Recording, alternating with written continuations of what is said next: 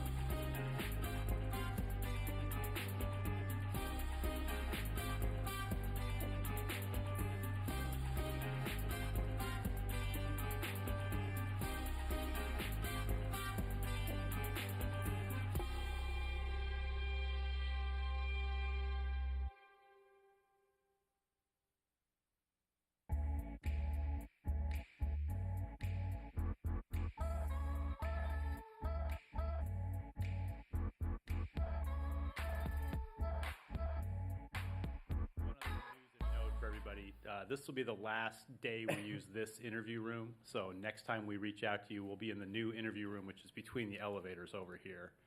This room will be part of the remodeled Diamond Club experience going forward. So we'll shut this room down after today and take the technology out of it and swap rooms. So do not be confused next time you show up.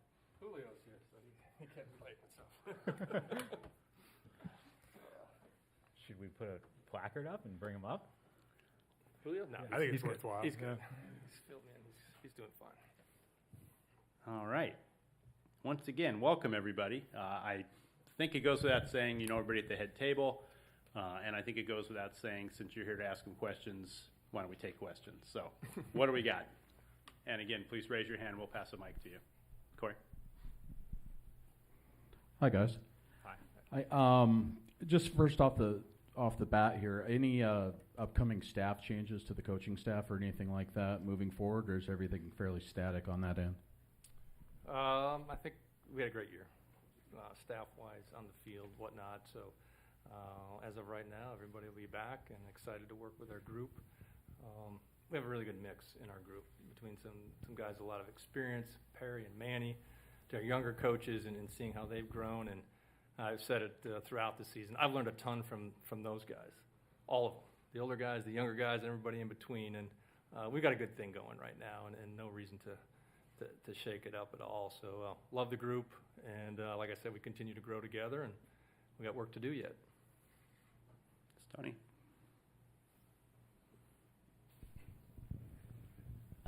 Just a general question for Justin and Jerry.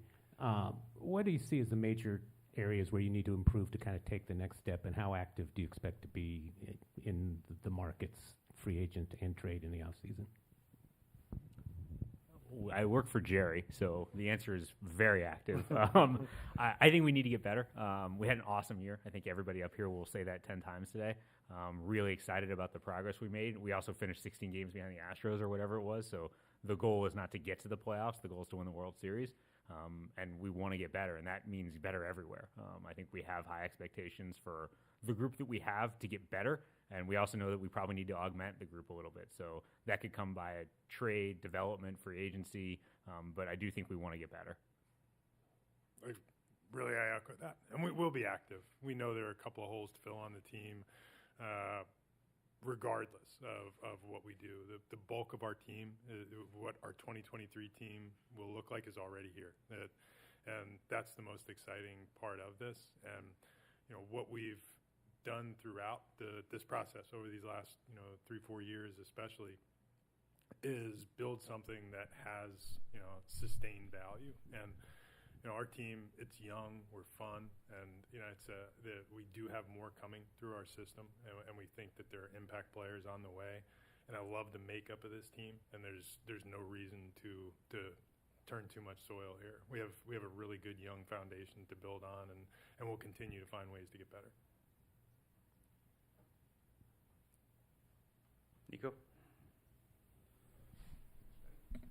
This question's for Scott. I can really go for anybody, though. Obviously, you realized in the moment how special it was what this team achieved, but now that it's maybe been a few days, has anything settled in, any reflection sort of thing like, okay, well, we did something that hadn't been done in a while and how great that all was?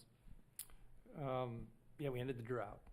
And I think that's the thing that stuck in my mind. You give it a couple days and, you replay everything that happened throughout the playoffs and what could have gone our way, what didn't go our way, things like that. But at the end of the day, ending the drought was a huge accomplishment organizationally and for our team. And then just taking the next step as well and winning that first playoff series was huge. So it's starting to sink in. There's so many great moments throughout the season, but the last couple of weeks were pretty special around here. And I know our team enjoyed it. I know everybody in the organization enjoyed it. But what excited me most, and I said it after that final game, our fan base thoroughly. They were so into it. It was so exciting to see what this city can be when we put a quality team out there, quality product. And we're only going to get better. I really do believe that. Great. Justin, as you talk about augmenting the roster, and certainly I think trying to improve the offense is probably at the top of that list, second base in particular. What are you guys looking for? I don't know if there is a type of player, but good, bat to ball skills on base. What does this offense need at this point? I learned from Jerry a long time ago that there's more than one way to be a good offensive player. I don't think we're going to limit ourselves to just a bat the ball guy or just a guy who controls the strike zone or just a guy who hits homers. There's a lot of different ways to be a good offensive player. There's only so many second basemen available, and so we, whether it's Adam Frazier, who was with us last year, or what the marketplace will offer either in trade or free agency, just looking at the best fit to help the roster go. And you could be a good offensive player in any number of different ways.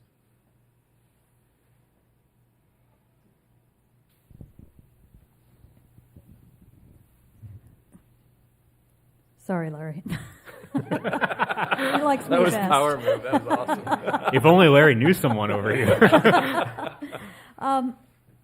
He had a couple guys in the season with injuries. Do we have an update on what Cal he was going to see a specialist and others who perhaps are facing some off seasons of rehab, perhaps surgery? What is your injury list right now in the off season? Yeah, I think one will certainly resolve some recent drama.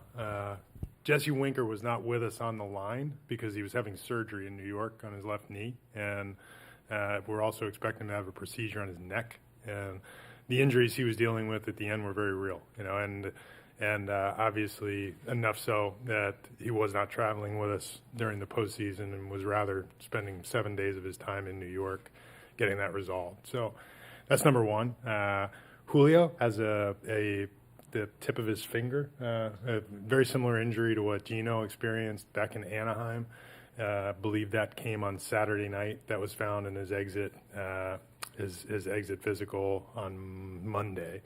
That'll resolve itself without any consequence in about a month, we think.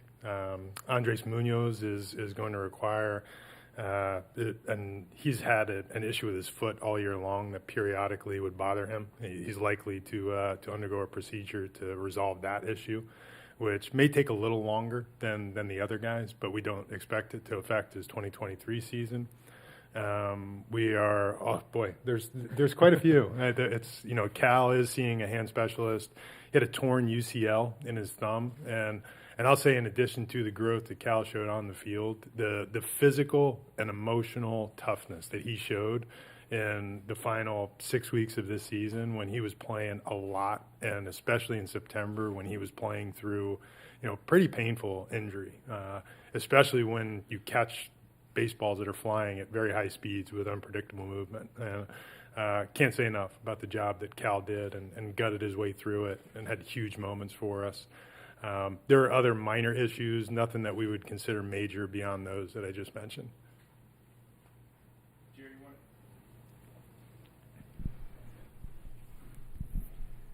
Jerry, when it comes to Jesse and his knee, how much did that play into his struggles potentially this year then, given his outfield struggles and at the plate as well, just his ability to move? How long was it a factor for him? I think it was a factor all year long, and the combination of the knee and the neck, impossible for me to tell you, how that affected him, especially since that was really the only version of Jesse we've known or seen. This guy was an awesome offensive player for the 5 years prior to this, and obviously did not have the offensive year that he expected or that we expected. But, like is the case around baseball, that's going to return. He's 28 years old. There's no reason he stopped being the type of player he's always been. He's battled through some injuries, and I think it's unfortunate that this happened in his first year in Seattle, and that it left people with questions as to what his real skill set is. Because Jesse's a good player, and he's always been a good player, and I'm sure he's going to rebound and be a good player, and that's. Justin and I have talked about it frequently in the last handful of weeks. It's illogical to believe that this would be a stopping point for Jesse's career. I think he'll go and get himself healthy and come back and return to the player that he's always been, is my general take on it. This is for Scott Servais. I was just curious, with what's been said lately with the Jesse Winker situation, can you describe his work ethic and what he's done for the team throughout this season, and how you guys feel about him going forward? Yeah, no, it's a topic of discussion around town for whatever reason. But, Wink didn't have the year that he was thought he could have or was going to have. Going back to spring training, we made the trade, getting to know he and Gino, the makeup of the players, and I thought they were both great fits, in our clubhouse. This season got going. I thought early on for Wink had a lot of bad luck. Hit some balls that were, typically maybe in the park he was used to playing in, maybe when it went over the fence, and here they got caught right at the fence. And like any player, you're going to grind. Why isn't this happening? I got to maybe swing a little harder, do something a little bit different. And a number of meetings throughout the course of the year with him to try to, get him going, pump him up, do what you got to do as a manager or coach. And, there would be signs that he looked like he was coming out of it. I thought he had some big moments for us. I think that the first series we went into New York against the Mets, he played very well there. Certainly was right in the middle of everything in Anaheim when we had the little brawl over there. So, as the season went on, I think, he was frustrated. I felt that he was frustrated because he knows how good a player he is. He's frustrated he wasn't helping us more because he knows that this is what I do. I can really hit and be an offensive force, and it wasn't happening for him. So, there's times where, you feel bad for guys. Where I was at, because I know what he's capable of. I know how frustrated he is. He wants to help the team and try to do it in a number of different ways. It didn't happen.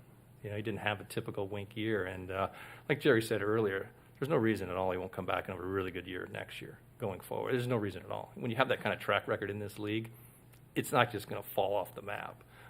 So the big thing is he's got to get healthy, get the knee taken care of. The neck issue is a real issue. It's something that has gotten worse over the course of the year.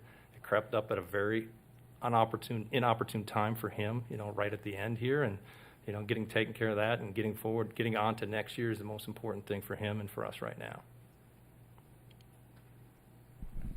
Hey, Jerry. Hi. You had a couple of pitchers really blow past their previous season's workload in terms of innings, George and Andres specifically, and I haven't looked at Logan's numbers, but I assume maybe he's close to that as well. Would there be any plan in place potentially to slow play those guys in spring training and to maybe ease them into Cactus League games a little bit later in the schedule just to, build in a little bit more rest time?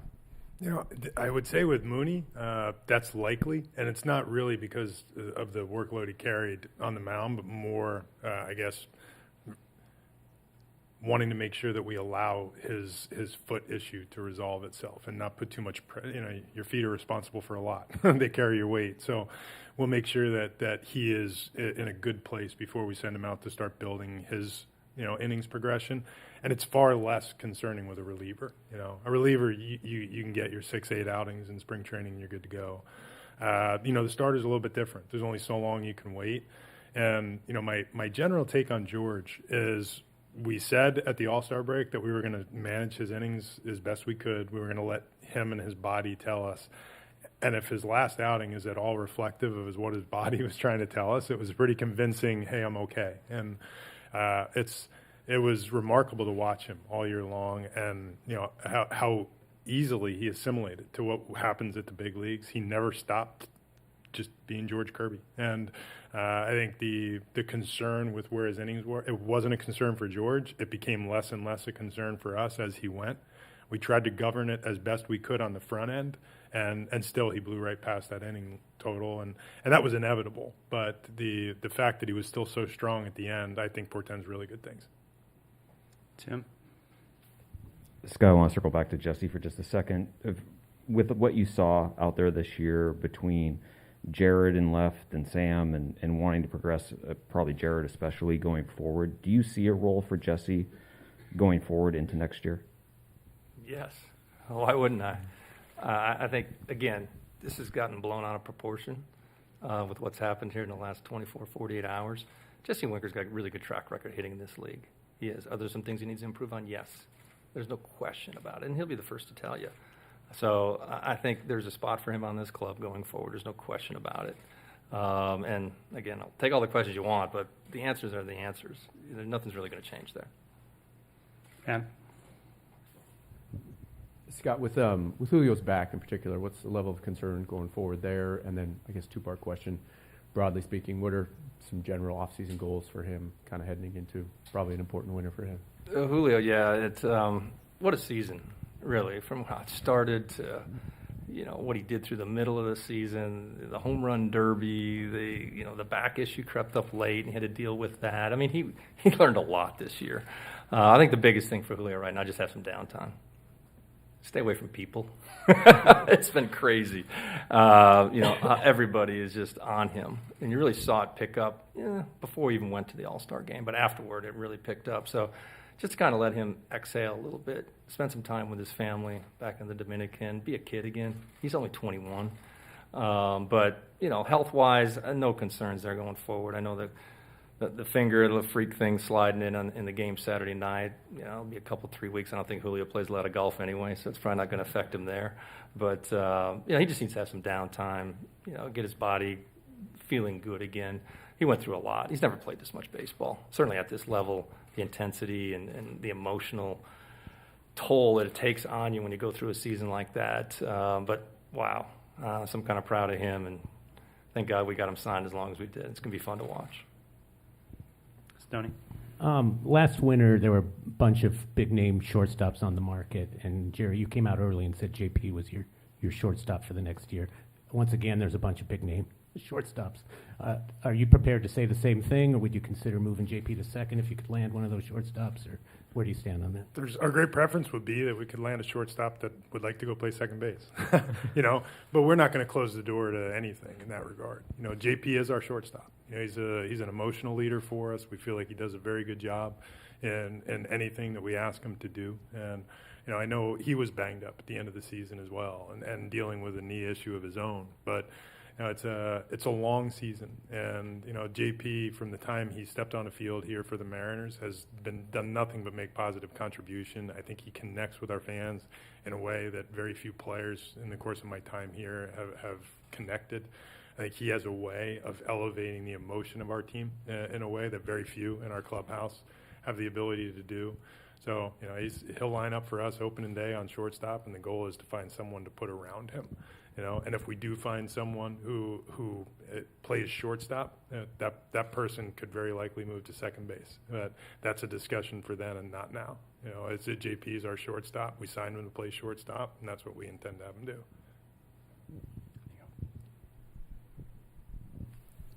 This actually can go for anybody who wants to take it. When it does come to free agency or whatever it might be this offseason, how do you balance the dynamic? Obviously, you had a really good team to achieve what you did and had really good chemistry. We all saw that. How do you balance that with some of those moves and improvements that you would try to make this offseason? I'd like to kick this one to Tim Hevley. No, I think Justin, why don't you go ahead? I think it's really hard to ever know truly what someone is like in the clubhouse until they're in your clubhouse. We spend a lot of time doing our homework about the type of person we're acquiring, either signing or trading for, to try and make sure they fit the group dynamic as well as we could. I think that it was very easy to see this year that the group really cared about each other, that they invested in each other, they invested in the idea that this was going to be the team to do something special, something that was long overdue here. It's hard to put that on a number and say you're giving that a 10% weight on something or a 50% weight or a 100% weight. That's kind of where me and Jerry and our baseball ops group and Scott have to use our gut a little bit about how much we want to weigh shaking it up versus what we think might help our group. There is no math equation for that. That's just kind of gut feel and instinct on what is worth it and what you're getting versus what you might be giving up. For Scott, what did you see out of Kelnick down the stretch of the season, and what kind of headspace is he going into the offseason with? Yeah, I saw a different Jared. We called him back right at the end. I thought he did a much better job of, I guess, staying in the moment. And when I talked to him when we recalled him at the end, I was excited to see how it was going to play out because he made some good adjustments in AAA. But you never know; the pitching's so much different. Can he carry it over? Can he slow it down? Can he stay in the moment? And the thing we talked about is really what's going to define his season. Like, he had a sample size of at-bats early in the year. His batting average wasn't going to change a whole lot, okay, no matter what he did the last week or couple weeks he was up. The home runs, all the statistics. But the one thing that could change is if he would allow himself to buy into team and win the game. Do whatever you can to help us win the game every night. It's exactly what I said to him. Whatever, it might be making a play in the outfield, stealing a base, taking a walk, might be getting a big hit. So get away from the batting average and all the offensive statistics that everybody is tied to, and just be a good player. And I thought we saw that. The at-bats were much more competitive. He was laying off pitches. And there was times throughout the playoffs, the intensity's high, the moment is big, that it reverted back a little bit. That's very normal. That's what happens. But I thought we saw a lot of good signs as far as the emotional maturity come. And it's only going to pay dividends for him down the road. The experience that our young players had going through what we did is huge. I can't say it enough. I'll be talking about it all spring. It'll pay huge dividends for us down the road when they go through these moments throughout a regular season. Well, Scott, you talked about how good the clubhouse was. Is there any specific type of personality that it could use, something that you didn't have that you would like to see it have?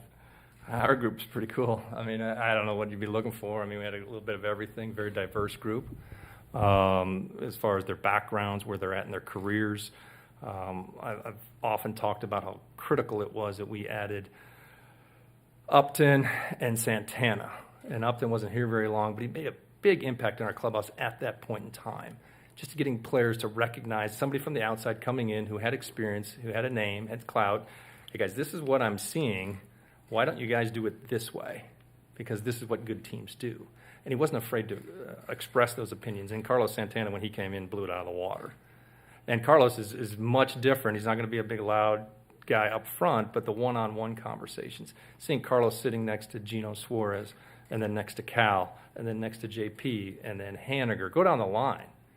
And, it's amazing when he's played that long. He's been on a lot of really good teams. He knows what it's supposed to look like. And I give him a ton of credit. And one of the conversations we had early on when he was here, he came in my office one day, and Carlos likes to talk. It's usually a 20-minute to 30-minute conversation, but it's all good. And we were talking about, we need to enjoy the wins. We need to celebrate the wins. It's really hard to win in this league. You guys, you have a young team. We need to have. I said, Carlos, amen, brother. Celebrate them. Coaching staff does in our own way every night. Okay, after we win a game. I said, and he took it and he ran with it, and it just created a different atmosphere around our group. That in the clubhouse every night, before everybody went and did their treatment, get their ice, get something to eat, they all group up together and they had a little fun. And it carried on, and it started to build something. Then you saw it play out on the field. I don't know what they're doing, that circle dance thing they do after the game. But it all came from, veteran players. And it wasn't his idea, but you throw it out there, and you let JP or, whoever, Ty, run with it and come up with these different things, and Gino, and it just galvanized the group. It really brought them together. So who's going to be that guy next year? Are these guys all going to be back together? I don't know. But there's so many of them that will be back with us going forward, and they realize how valuable, how important that is. We got a really good group. That's all I can say. And it's taken a while to get there.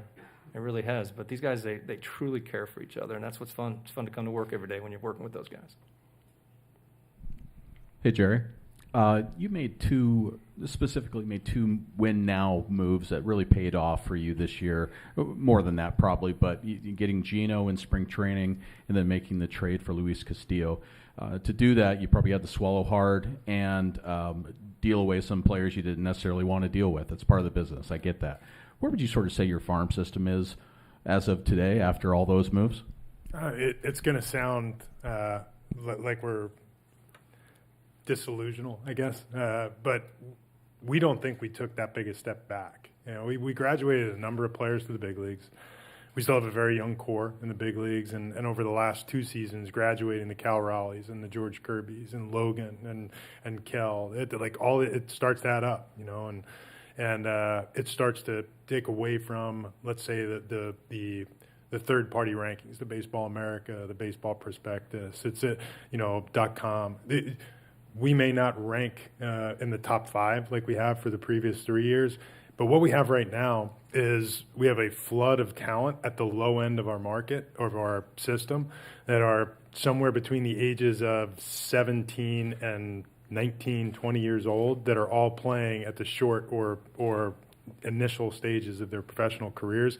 And those guys generally don't get captured on the prospect lists. And, if Fangraphs is a great example, they usually don't recognize that player as being more than a future 45 until they've done something at the high A or double A levels to cross that bridge.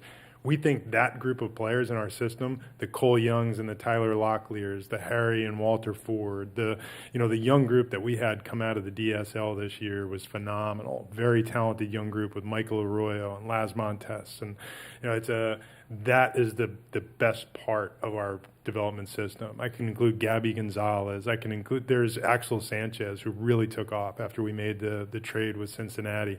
So many young players that have come through our Dominican Academy that really have a chance to make big hay in these next 2 years. So we don't view our system as having taken a big step back. We just got younger. And we think in time that the systems will start to pick up on that as well. Yeah. Kind of along the lines of what Corey asked earlier, you made it through the season and then something largely with just 5 starters. That doesn't happen very often. What do you need to do to safeguard against what historically has happened when that happens? And also, Matt Brash, is he inked in as a reliever in 23, or is that door open for something else? Well, I rarely write in ink, but in general, Matt made such an impact in our bullpen, and his stuff it's overwhelming. I think he enjoyed being a reliever. I know that in the long term he would prefer to be a starter, but I once had that conversation with Edwin Diaz, and I think it worked out okay for him too. But we have 6 starters right now as we prepare for 2023, and that's not counting Matt. So we're not likely to run a 7-man rotation, and we don't see Matt Brash needing more time in the minor leagues. So right now the great likelihood is, unless we do something significant moving pitchers out, that Matt will come in and likely break camp with us as a reliever. But it's not to say he wouldn't be a consideration to go back to starting if we incurred an injury, if somebody goes down. I will also say that is an area where he can make a huge impact. When you've got Brash and Seawald and Mooney and Swanee, the guys who've been down there, Murph and Festa, these guys had a great year. And Matt's the youngest with I guess it's shocking, but he's older than Mooney. But those guys are incredibly talented. Matt's one of them. The way we insure against the pitching, it's very unlikely we're going to go through the season with 5 or 6 starters. You're typically going to use somewhere between 8 and 11 in the course of a season, and we're prepared for that. Maybe the part of our minor league system that I didn't mention because it's not it's not as exciting as the group that exists at the lower levels of the system. We still have quite a bit of pitching in the middle upper part of our system with guys like Bryce Miller and Emerson Hancock and Taylor Dollard, who we feel like can really make contributions. Huge step forwards this year for Isaiah Campbell. We think guys that are on the come, Brian Wu and Adam Mako, that can really step in. But as it protects our staff, most especially Miller and Hancock, Wu and Dollard really provide us with an internal depth that we haven't had in years, where we can feature 6 in the big leagues, another 4 at the upper end of the minor leagues, and there's always minor league free agency to back that up. But I can't imagine that we're going to attract too many high-end starting pitchers who want to come on and sign up to be a long reliever for the Mariners. And that's not to dismiss the potential of doing something with the pitching, but that's not our first focus. This is for Scott again. Obviously, your first experience as a manager in playoffs in this Houston Astros series, it was so close. I think it was all but 8 innings that were either you were tied or in the lead. What do you take away from that? Is it just, do you mostly chalk it up to playoff experience with your younger guys, or is there something else that you kind of take away from that? Well, I thought we played really well. I don't think we let a couple games get away from us, and we had a lead obviously in the first game. But I was really proud of the way we played. Our club never looked nervous. We didn't look tight. We just played, and obviously we swung the bats very well in game 1 and didn't do much after that. It's a credit to their pitching, and there's been times when I felt that maybe we chased too much or we weren't disciplined and we didn't do what we normally do. I didn't feel that way at all in this series, the last 2 games. I credit their pitching. They were that good. So, looking back on the Astros series, again, I thought we played very good baseball. It was a matter of 2 or 3 swings at the bat that really flipped the series, won the series for them. They got the big hit at the right time, and that's what happens in the postseason. We had a few of those in the Toronto series. We didn't have hardly any at all in the Houston series. That's what it comes down to. But again, I talked about our players, coaching staff, myself. You learn a lot going through it. You learn a lot about your team. You learn a lot about yourself, how you deal in those moments. But I talked to Jerry and Justin after the whole thing was done. I had a blast. I really enjoyed it. And everybody's like, you got to enjoy it. It's so hard to get there. I really did. I really did, and I felt our team did as well. Hey, Justin, you guys assembled a roster coming out of spring training that in many ways, at least in terms of the bench, kind of looked like a National League team a little bit. You had some speed. You had some guys that you used a lot, kind of the old, the American League bench model where a guy would get an at-bat every 2 weeks. You guys weren't like that at all. I wonder if you could talk about just how important that versatility is in the interchangeable pieces. And in a perfect world, do you think you guys would go back to rotating guys through the DH spot again? Yeah, probably not going to say it in the best way, but Dylan Moore and Sam Haggerty saved our butts. Like, those guys were awesome. And we had the unusual situation of really not having a starting pitching injury this year, and we had a boatload of position player injuries, and their versatility saved us all year long. The ability, think about the times when, whether it was through suspension or injury, we were missing key position players, and wherever we needed it, Dylan was in that spot for that day. Dylan had an awesome year, and when Sam came up, I think it was in June, really changed the dynamic of our team with his speed off the bench. What he did versus left-handed pitching this year really created a new dynamic for us. The number of clutch hits he got as we started to get rolling and won 14 games in a row and really changed the trajectory of our season. I would anticipate that our great preference would be to continue to rotate players and use our bench. There's a 13-pitcher rule now, so you have to have 13 position players. And the ability to give guys off days and to match up, you can create advantage with a 13-man position player bench or group. And I think that those 2 guys really exemplified a lot of the positives that came from that. They were awesome.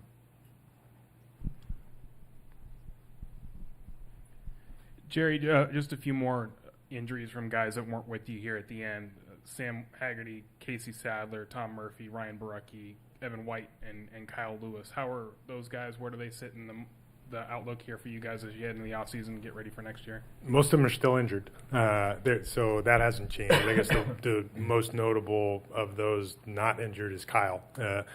So he finished playing healthy. He was down with our taxi squad in Arizona, and we'll see him in the spring, and hopefully we see the dynamic version of Kyle Lewis we saw in 2020, and we saw at points in time in 2022.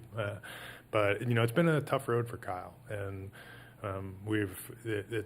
he is a very talented player that can change the course of what your lineup looks like if he shows up ready to go.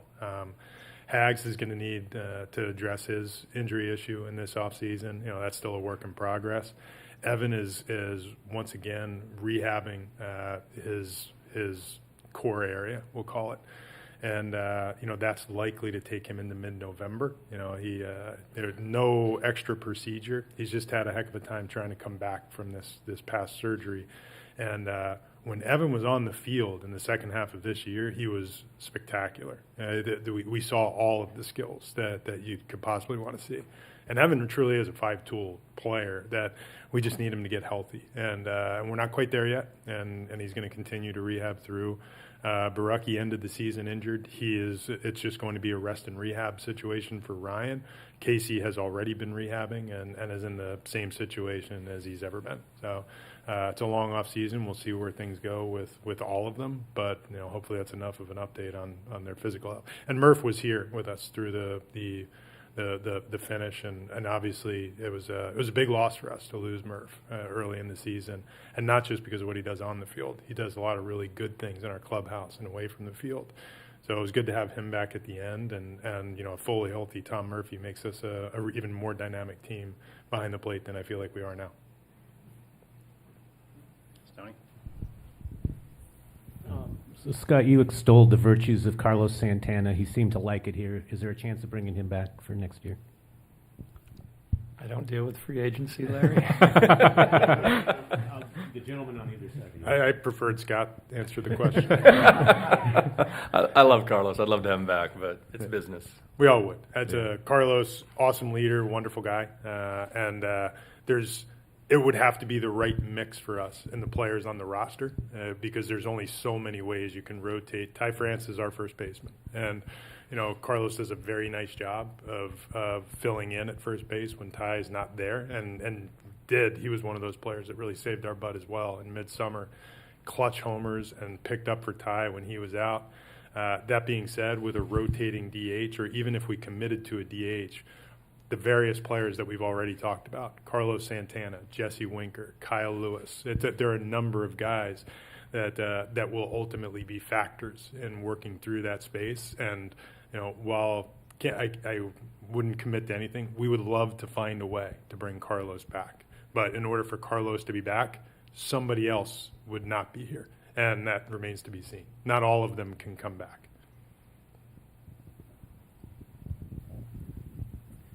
For Scott, I know the expectations for George and Julio were high in their rookie seasons, but I'd guess they exceeded those.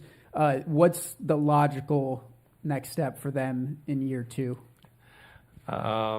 Great question. I think, with Julio, sky's the limit. I think both those guys, really. The ceiling is so high, but it's not often you just jump on the scene of Major League Baseball and make a big impact as they did. And with George, the whole year, but especially, down the stretch on the biggest stage in the playoffs. So I think those guys, will look back on this season, and they still got room for growth. People get tired of me saying it doesn't matter, get better. It really is the answer to everything. We had a heck of a year. Those guys had a heck of a year. We get to spring training, guess what I'm going to say to them? Doesn't matter, get better. And I think that's what all great players do. They focus on getting better. And I don't care if they've been in the league for 10, 12, 15 years. The great players I can get 1% better. I joke with Gino Suarez all year long. There's a handshake before the game start. Good vibe only, then we pulled up the finger, 1%. I'm going to try to get 1% better today, Scott. With Gino, it worked. You know what I mean? But that's really, there's plenty of room for growth with those guys. The more experience they get, it really comes down at this level, how quickly can they make adjustments?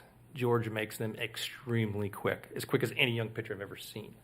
And Julio, we saw him get in stretches where he's thinking the game, he's out ahead of the game. There's other times it does go a little bit fast for him. It's still as talented as he is. So, can they get better? Yes. Will they get better? The way they work at it, there's no question they're going to get better. You guys didn't think you're going to get out of here without a Mitch Haniger question, did you? I don't know, Justin.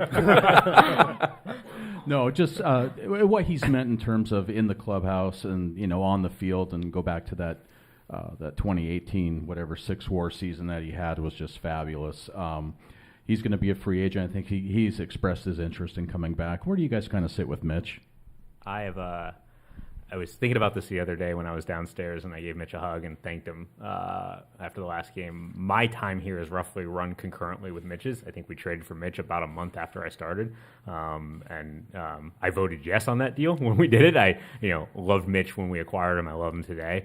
I probably text or talk to his agent more than any other throughout the last couple of years, up to and including during the playoffs.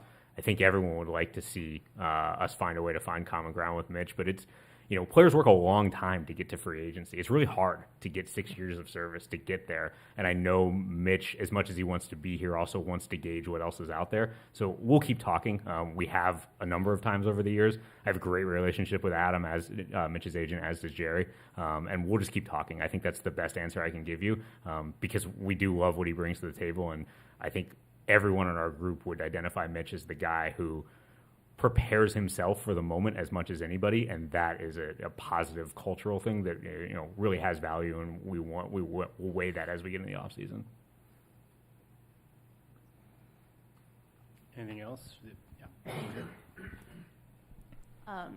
To be a little bit blunt, Seattle can be a difficult place to attract free agents. It's far, maybe not in the same media landscape as some other clubs.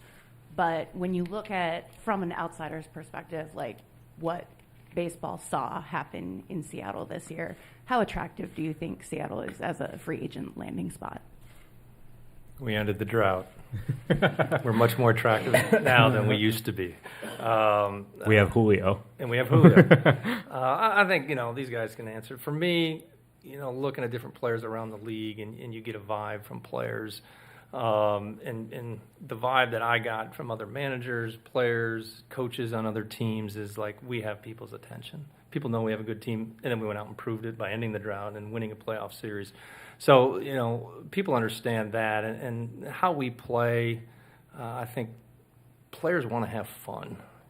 At the end of the day, they all want to get paid. I get it, and take care of their families. It's a business, but they want to enjoy what they're doing because it's a bunch of grown-up kids really just playing a game. And I think that's how our team plays. So I think there's a lot of things that are attractive there. And the fact that, our fan base showed up the way they did, the way our ownership group has stepped up recently and extending guys with contracts, like it's all coming together at the right time. So I think it's a super attractive place. Yes, we do have some longer flights. Yes, we do have rain once in a while, but we've got a roof. We've got a lot of things covered here. And the biggest thing is we got good players. We're going to continue to win and be in the playoffs on a consistent basis. A good ownership group, I think it all lines up. Tim? With you mentioned Kyle Lewis a few minutes ago. I guess with the knee, can he play the outfield regularly anymore, or is he pretty much a DH option moving forward because of his health? That's something we just have to determine, and I can't really pin it to his health. We feel like he's coming into next season presumably healthy, and we'll take it from there. I can't tell you what that looks like in terms of number of days in the outfield, number of days at DH. Ideally, for us, it's a 4-man group, and in some cases with Demo and Hags out there, it turns into a 6-man group. But that combination of players that roll through your 3 outfield spots and your DH that's part of what makes our team fun and what makes it feel like every single one of those guys contributes every day. And I think that's the thing that separates our team from a lot in the league is that whether you're the star of the team, to the extent that we have one, or you are the 26th man on the roster, every one of those guys in a moment can be identified as a driver for our team. Whether it was our super utility players or the guy that was hitting leadoff every night. And we want to keep that mentality. That type of team mentality. Corey referenced it earlier as a National League bench. Scott and I have talked about this for years. We like playing baseball that way. We like teams that have that kind of, that kind of athletic speed, energy, that feel, and that goes away if you become static and one player plays left field and one player DHs. And now if that one player is a superstar, different story. But if they are just contributing players who do different things and create different dynamics on your team, that's what we're hoping for. How much Kyle can play a part in that? We'll start to answer that question sometime in February. You guys brought Cade Marlowe up to be a part of the taxi squad here at the end. What do you think he ultimately took away from that experience? How do you see him factoring into things as you guys head into camp next year? Can he maybe factor into your club next year? I would love for that to have been my first couple of weeks of exposure to the big leagues. I got 4,500 fans in old Cleveland Municipal Stadium on a losing team. But Cade is a multi-talented player. Great makeup is the first thing that comes to mind, which is part of the reason why we chose him to be our backup in that category with the outfield. He can play all three outfield spots. He can run. He's a good base stealer. He can defend, and including in center field. He's got power, and he controls the strike zone. We think he's got the upside potential to be an everyday guy. He's also a little older for a prospect that's come through the system. Cade was a senior sign who was maybe one of those most affected in his progression by COVID and the lost season there. And he's made up for it every step. From the moment he stepped on the field for us in the minor leagues, he's blown it up. He blew it up in Everett. He blew it up in short season. He blew it up in full season. And he went out in a ballpark that is really tough to hit in at Dickey Stevens in Arkansas. And the second half of his season was phenomenal and did things that we just haven't had guys do.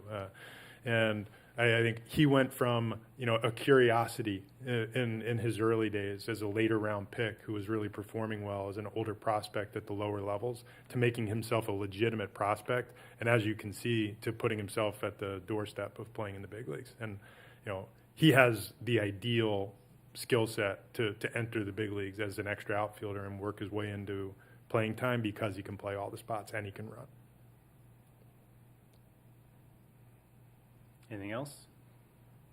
Thank you, everyone. Appreciate it. Thank you, Jerry. Thanks, Scott. Thanks, Justin.